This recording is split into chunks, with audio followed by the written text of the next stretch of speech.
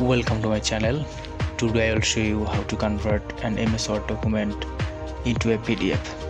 So let's get started. First, open the document you want to convert.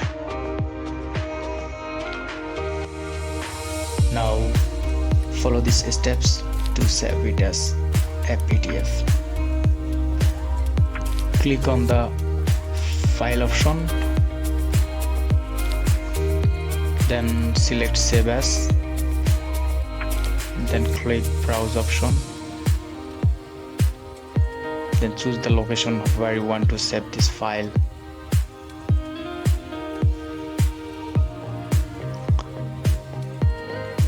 In the save as type drop down menu, select PDF,